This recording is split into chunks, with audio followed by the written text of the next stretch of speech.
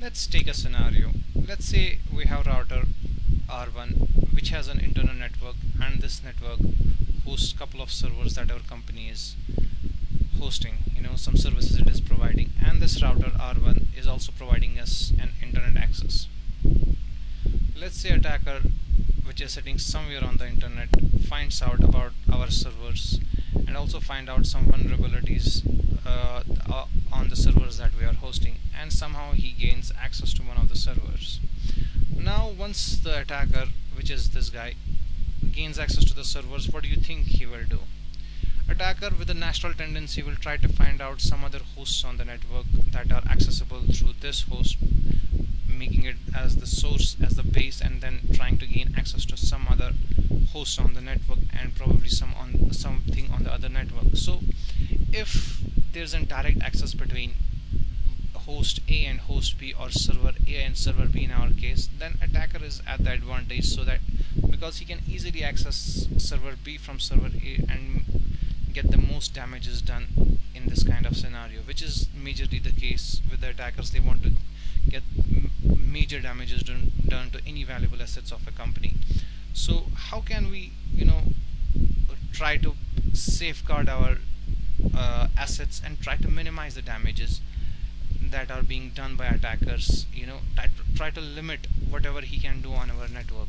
There are various concepts, and one of the concepts I wanted to talk about is private VLANs. The private VLANs gives us an opportunity, to limit the damage, or limit the access an attacker can have directly to our network, and limit the damages that he can do to our assets.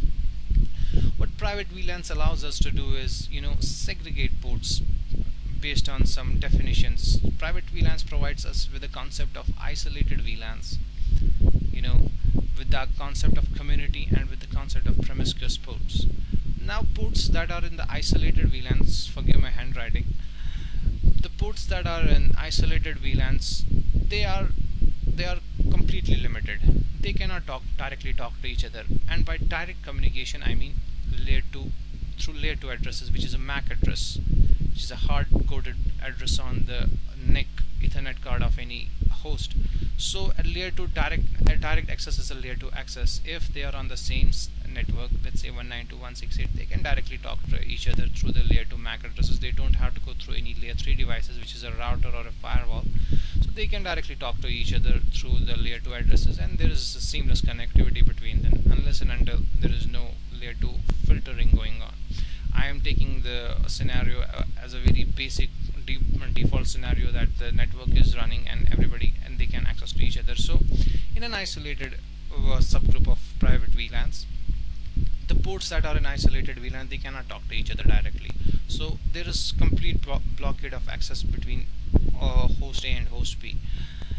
Also, they cannot talk to a community VLAN. So what is a community VLAN? Ports or the hosts that are in the community VLAN, they can directly access each other, alright, but those that are in isolated VLAN, they cannot talk to the community VLAN.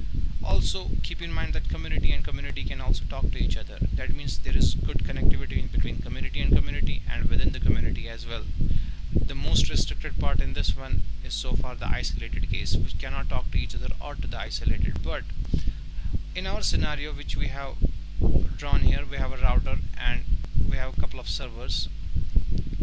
Let's say we keep server A in the isolated, server B and C in community. Let's say these are two same kind of servers, and they are providing redundancy or load balancing, whatever, and they need to be communicating with each other, so we cannot segregate them. And this one, let's say this is a web server, and we can segregate it, and anybody who wants to access this server shouldn't get direct access to anything else. So what if in this case, now what if the attacker comes in? What do you think if he gains access to the web server, can he get access to the server B or server C in the community VLAN? Obviously not. He cannot get access to these, because by default private VLANs blocks this kind of communication between the isolated and community.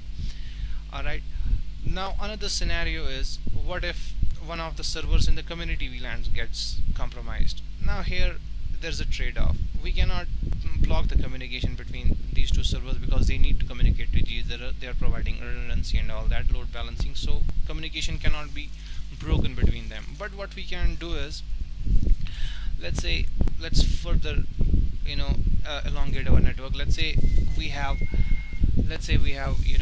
a couple of more servers that are in the community VLAN, and the scenario now arises. Now the attacker is one of the community servers, and he can directly access these servers as well. What can we do here? Now in this scenario we can add some extra bit of layer 2 security, which I didn't want to talk in this video, but to give an overview, we can use something called MAC ACLs, which blocks access at the layer 2 level, filtering them, because these two servers don't usually communicate to each other. These are providing a different kind of service, these are providing different kinds of services. They shouldn't talk directly each other, so we can put some kind of MAC filter ACLs which filters out the communication between them. In this case, we didn't completely block the attacker from attacking us, but we limited the damages by using a simple technology called Private Vlans.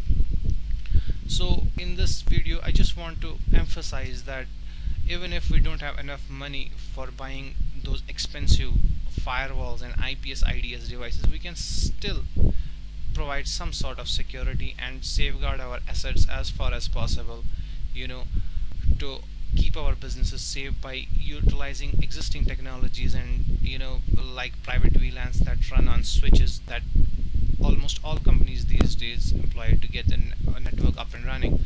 So by using these kind of technologies, we can maneuver our existing resources and easily can provide security to our network.